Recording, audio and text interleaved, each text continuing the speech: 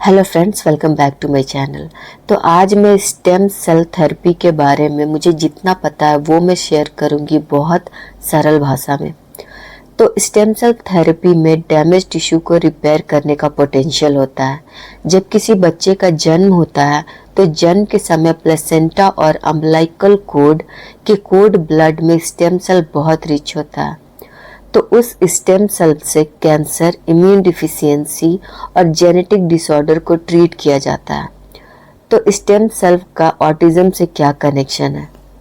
तो ऑटिज्म के बच्चों में इन्फ्लेमेटरी सेल बहुत ज़्यादा होता है as compared to typical child, जिसकी वजह से ब्रेन ठीक से फंक्शन नहीं करता है।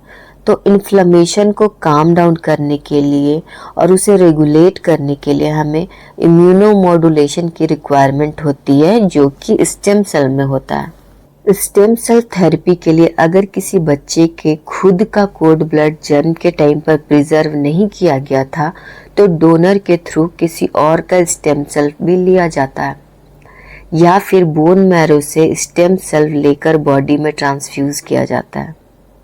तो अभी प्रॉब्लम क्या है? तो सबसे पहला प्रॉब्लम ये है कि अभी किसी को ये नहीं पता है कि स्टेम सेल थेरेपी में खुद का स्टेम सेल ज़्यादा बेटर रहेगा या किसी डोनर का। दूसरा है कि थेरेपी के बाद रिजल्ट कब तक आएगा ये कुछ क्लियर नहीं है। 1 साल बाद रिजल्ट आएगा, 2 साल बाद देखने के लिए इम्प्रूवमेंट मिलेगा। फिर ये पता कैसे चलेगा कि इम्प्रूवमेंट स्टेम सेल थेरेपी से हुआ है या फिर जो आप अपने बच्चे पर काम कर रहे हैं या फिर जो अलग से जो थेरेपी चल रही है उसके वजह से इम्प्रूवमेंट आया है। और ये भी क्लियर नहीं है कि स्टेम सेल अम्बिलिकल कोर्ड से ज़्यादा बेहतर होगा या बोन मैरो का। नेक्स्ट है कि कौन सा प्लेस है स्टेम सेल ट्रांसफ्यूज करने का बॉडी में। स्पाइन में ट्रांसफ्यूज करना है या स्किन टिश्यू में ट्रांसफ्यूज करना है, कौन सा जगह सही रहेगा ट्रांसफ्यूज करने के लिए, ये अभी ठीक से क्लियर नहीं है। नेक्स्ट है कि सक्सेस रेट बहुत ही कम है।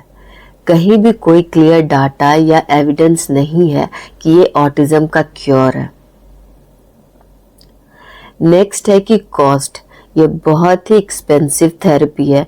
5 लाख से लेकर 20 लाख तक चार्ज किया जाता है और रिजल्ट की कोई गारंटी नहीं है।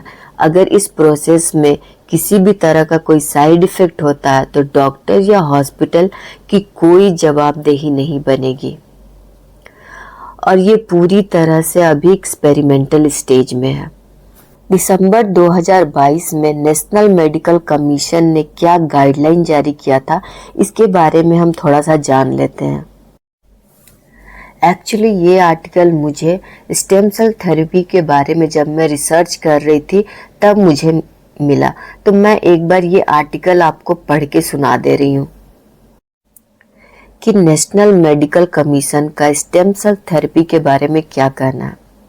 ये आर्टिकल 16 दिसंबर 2022 को हिंदुस्तान टाइम्स में आया था। तो मैं डिट्टो जैसा आर्टिकल है वो मैं आपको पढ़ के सुना दे रही हूँ। तो एमएनसी का कहना है कि the use of stem cell therapy in treating patient with autism spectrum disorder is not recommended and its promotion and advertisement will be considered professional misconduct. Doctor Sameer Dalwai, development behavioural paediatrician, Nanavati Max hospital, Vile Parle said, autism is a chronic condition and the results are slow and there is a stigma attached to it. However, desperate parents fall for such promotional gimmicks as the therapy is marketed well, not just in the city but across the country. The Neurodevelopment Pediatric chapter of Indian Academy and Pediatrics had also written to all government authority to take action in this regard. Parul Kumta, trustee, Forum for Autism, said the therapy neither had enough proof of efficacy nor did it have the Food and Drug Administration approval. Many parents have mortgaged their jewelry, properties to bear the cost of treatment. If any medical center are doing research on stem cell therapy, then they should not charge the patient. Also, as the MNC order says, there is no cure for autism and it is medically unethical to promise it as a cure. Dr. Milan Balakrishnan, psychiatrist and member of Bombay Psychiatric Society, said, it has observed that after the therapy there is rise in irritability and aggression in the patient. Recently, a 15-year-old boy with autism was brought to us. He had lot of anger and he was beating up his parents too. We had to manage the outburst with medication. It was during the course of treatment that the parents told us about the stem cell therapy and the aggression there was son developed as a new symptoms after the procedure. तो ये है इतने बड़े बड़े paediatric और इतने बड़े बड़े साइकियाट्रिस्ट का कहना स्टेम सेल थेरेपी के बारे में। दिसंबर 2022 में खुद एनएमसी ने इस स्टेम सेल थेरेपी को अनएथिकल बताया था।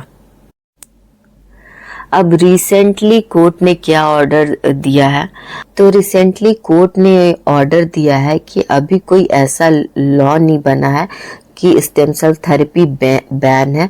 तो अगर कोई पेरेंट अपनी इच्छा से अगर स्टेम सेल थेरेपी करवाना चाहते हैं अपने बच्चे का, तो वो करवा सकते हैं। मेरे एक व्यूअर ने पूछा था कि मुंबई में स्टेम सेल थेरेपी कहाँ पर अच्छी होती है, तो नवी मुंबई में एक हॉस्पिटल है, Neurogen brain and spine institute cell therapy.